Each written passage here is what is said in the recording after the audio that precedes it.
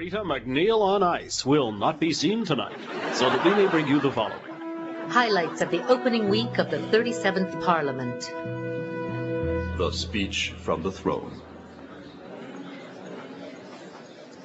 Members of Parliament and distinguished pork barrelers. At this time, I would like to read the throne speech which the Prime Minister has graciously helped to prepare. Sit down. Fellow Canadians, for sure's on dat, eh? On this gloriful days, we opening this section of Parliamento, the government still has much to do's. Boy, when I writes them, I writes them. In addition, the governmenting is commit to issue like health care. Do you mean health care? That is what I said, health-care. Even though the economy is strong like, it goes into a reception if there is jab like low inflatuation, that people spend money on car and McNuggets, and this will bring the government more popularity. Popularity. Because jab good, unemployed bad. This makes no sense. I know, but it got me re-elected. And in concluding, I have special comment for longtime friend and college Paul Martins. Prime Minister, this speech is a complete load of incongruous verbosity. Thanks you. Yes, but no one has a clue what you're trying to say. Well, to be perfect honest, it does not really matter. Well, why not? I got a huge majority. I'm going to do whatever the hell I want for the next 5 years anyway.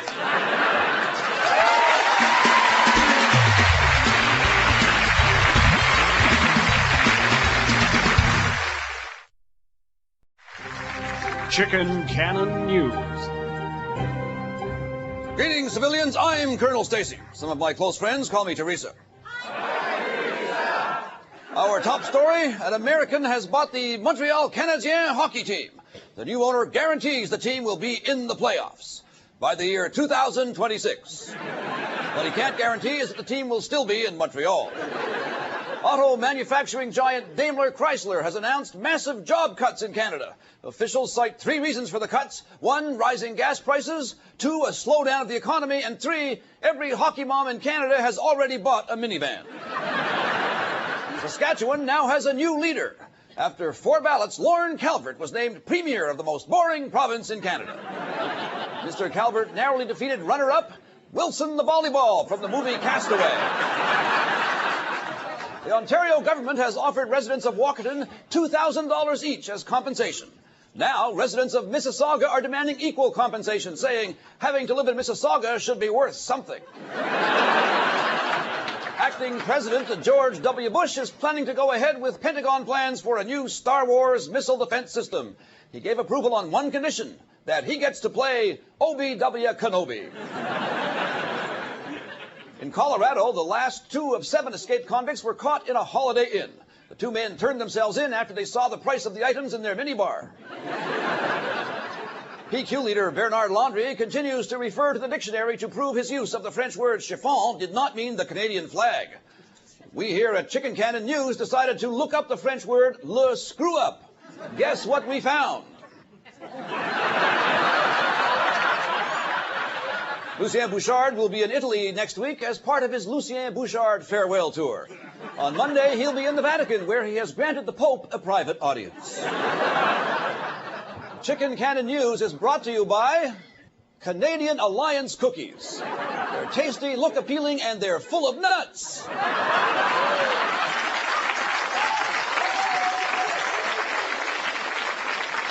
A Vancouver study has concluded hands-free cell phones do not make driving safer. They do, however, make it easier for drivers to apply their makeup and drink coffee. And now it's time for the politically incorrect news story of the week. The Canadian Mint is issuing a $50 bill with founding feminists on one side. Feminists are pleased with the choice, but insisted there not be a smiling Prime Minister Borden on the other side. The women say they don't want to see a man enjoying himself. That was the politically incorrect news story of the week. The Genie Awards, celebrating Canada's motion picture industry, were handed out Monday night. Filmgoers say it's getting tougher to see Canadian movies, especially now that we have only one airline. Wayne Gretzky just turned 40. Today, the great one signed a new endorsement deal. He will be spokesman for the new Craftmatic hockey stick. The TV show ER continues to be a hit in Canada. Last week's episode had nearly 2 million viewers, which coincidentally is the same number of people currently waiting in Canadian emergency rooms. And now it's time to salute our newsmaker of the week.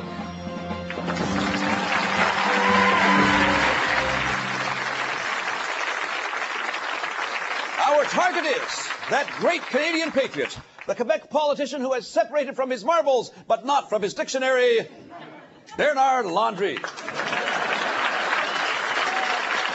cannon, Dolores.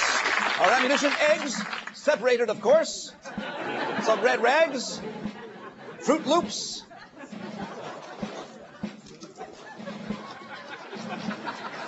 French fries, pardon, les French fries. A pocket French dictionary. Crazy glue. Tomatoes. And to top it off, the breakfast of separatists, cognac.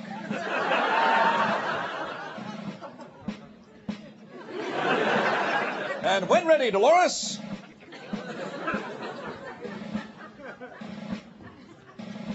Fire!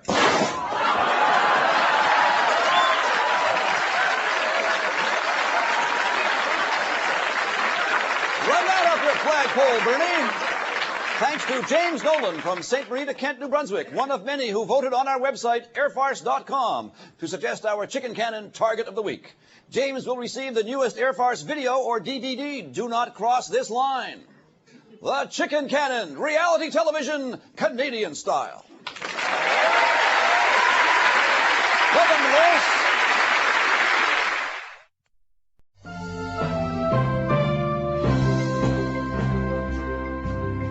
This is CTV Newsnet, News on the Hour. I'm Leslie Jones.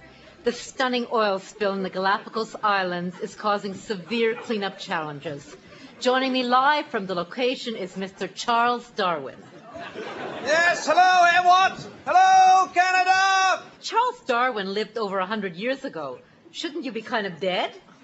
Oh, no. I'm his descendant. I'm Charles Darwin's great-great-great-great-great-great-great-grandbastard. I wasn't aware that Charles Darwin left any relatives on the Galapagos. Quite. Turns out old Grandpappy wasn't just working on his theory, you know what I mean? Know what I mean? No? He was quite adept at playing hide the lizard. Mr. Darwin, tell us how bad is the oil spill? It's quite devastating. Actually, it's affected most of the birds. Oh, yes.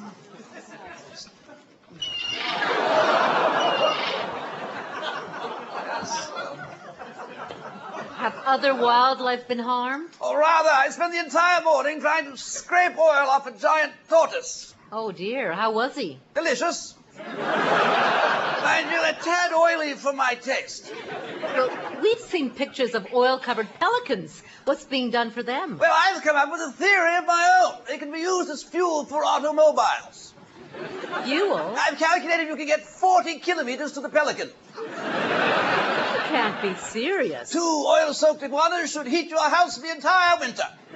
Well, who would do that? Given the cost of natural gas, anyone in Alberta. Well, Mr. Darwin, what would your famous ancestors think about this ship spilling its oil, desecrating a pristine ecosystem, enchanted isles, its special paradise where he first developed his fantastic super theories of natural selection and especially evolution?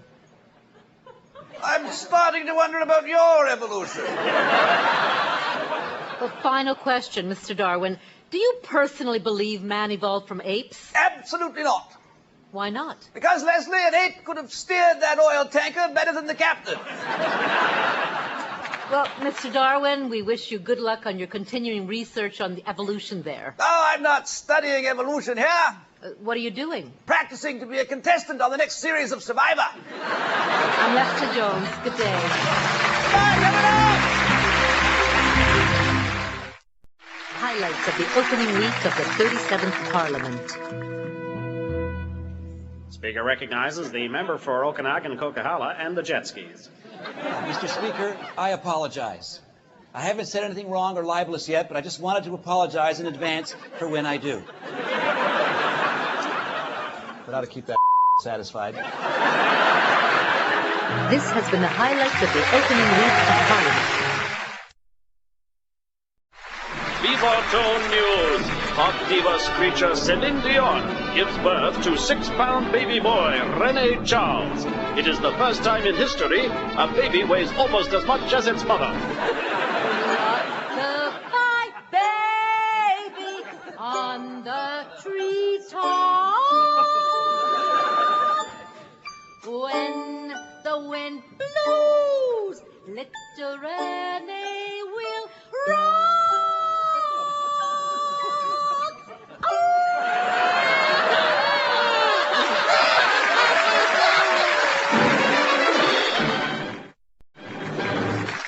Greetings to both native people and to natively challenged people. Billy Two Willies here. Okay, big news from the BC government. BC, that stands for basically crooked. Just a little First Nations humor. By now, you've probably heard the provincial government is giving in to pressure from Aboriginal peoples. They are taking the word squaw off the official map. Now, this is an offensive word. It's like colored or broad or Robert Downey Jr. It's a derogatory term for an Aboriginal woman used by early settlers. Of course, Native people had a derogatory term for early settlers. This is not the first time British Columbia has changed geographical names. For example, the formerly unacceptable Chinaman Lake is now known as the more appropriate person of Asian extraction who has immigrated to Vancouver and is now a respected tax-paying member of the community lake. Okay, let's take a look at some of the new names. Well, this place will now bear a more appropriate name. Instead of Squaw Creek, it will be called Upta. Now it pays tribute to Glenn Clark's career. Squaw Island? I don't think so. Let's name it after something that honors a BC tradition. Grow your own island.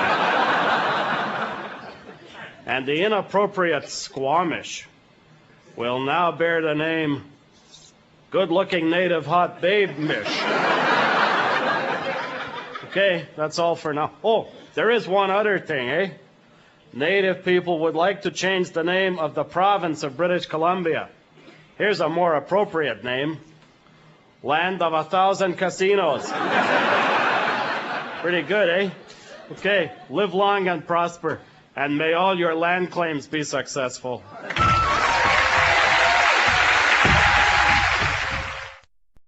Highlights of the opening week of the 37th Parliament.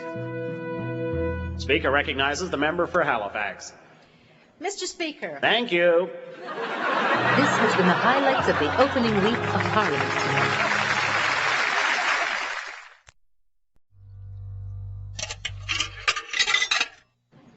Well, it's Groundhog Day once again, and I'm just sick about it. We're talking about a grizzled, thick-set rodent here. Sort of like Marlon Brando in a fur coat. The groundhog is a dirty little creature with only two uses. One as a news bite once a year, and two as a speed bump for highway motorists. You ever seen a groundhog up close? It's ugly, bug-ridden, and smells like my grandmother's bedroom. It makes badgers and real estate agents look good. Why does it have to be a groundhog that sees his shadow? Why not an animal that makes sense, like a snake? You know why snakes never attack politicians? Professional courtesy. And just because a groundhog sees his own shadow, that means 6 more weeks of winter? That's ridiculous. That's like saying if Stockwell Day came out of his hole, saw his shadow, that'd be 6 more weeks of apologies and court settlements. If the cast of Temptation Island came out of their hole and saw their shadows, that'd be 6 more weeks of penicillin shots. If Jerry Schwartz came out of his hole and saw a shadow, he'd try to acquire it in a hostile takeover. Look, we're talking about the groundhog, a creature that contributes little, is isolated from the public, and only works 1 day a year. This is not a job for a groundhog. This is a job for a prime minister. Highlights of the opening week of the 37th Parliament. Speaker recognizes the Right Honourable Member for Calgary Centre. So, I'm up here, Mr. Speaker. Mr. Speaker! Yoo-hoo! Yes, indeed, Mr. Speaker. It is nice to be back in Parliament. It's nice to be back in Parliament. Although I would have preferred a seat closer to sea level. But it is good to be here along with my newly formed Conservative Party caucus of faithful members. Who must have just stepped out for a smoke. Oh, boy, it's high up here.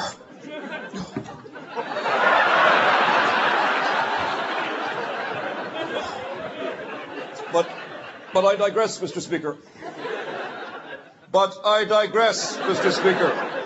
At this time, I would like to say that I am opening the door to a pact with the Canadian Alliance. Yes, indeed, I am opening the door of dialogue, so we may walk on the carpet of cooperation into the kitchen of harmony. Maybe go to the refrigerator of agreement and share a chicken leg of collaboration. So what do you say, Alliance Party? Shall we work together? I'll take that as a baby. Well, I guess I can call it a day, Mr. Speaker. Life is good. This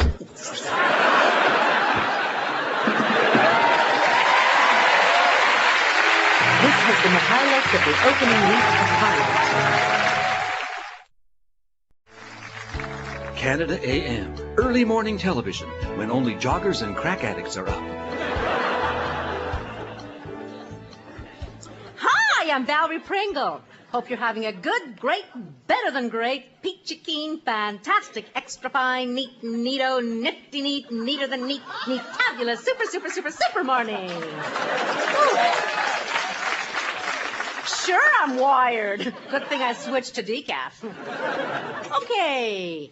Bernard Landry, Parti Québécois deputy loudmouth and possible successor to Lucien Bouchard, is still feeling the repercussions of his comments.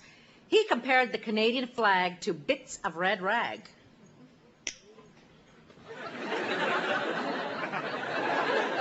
Bernard Landry is my guest today. Bienvenue, Monsieur Landry. Oui, bonjour, whatever. Mr. Landry, this controversy started when you refused federal funding because it required flying the Canadian flag at a Quebec zoo. It was an outrage. Quebec is not for sale. We are only for rent.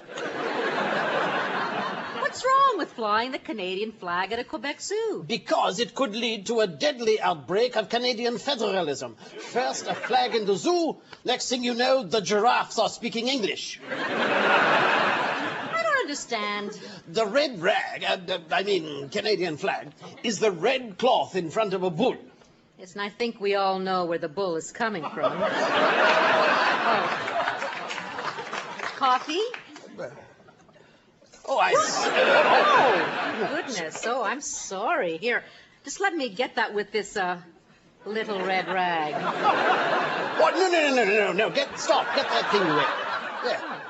You were saying? Madame Pringle, PQ stands for sovereignty. PQ also stands for petty quibblers. As I was saying. Oh, geez, it's awfully warm in here. Oh. Whew.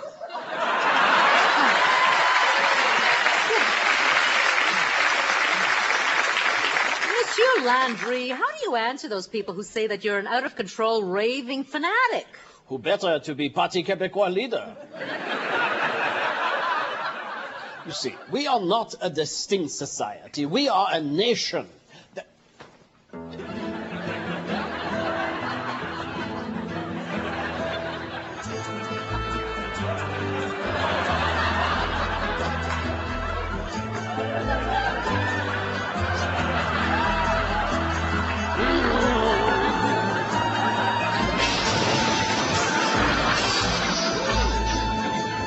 Well, you know, it is like a red cloth to a bull.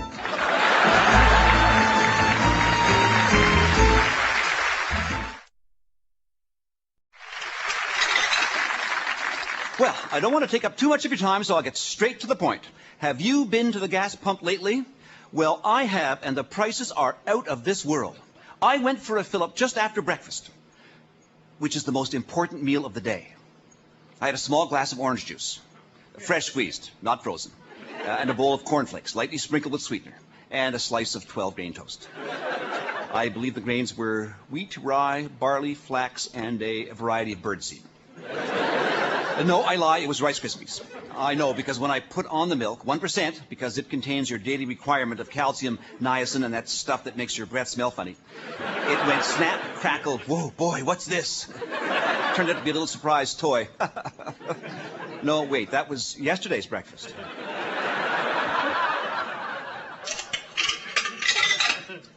One final point about gas prices.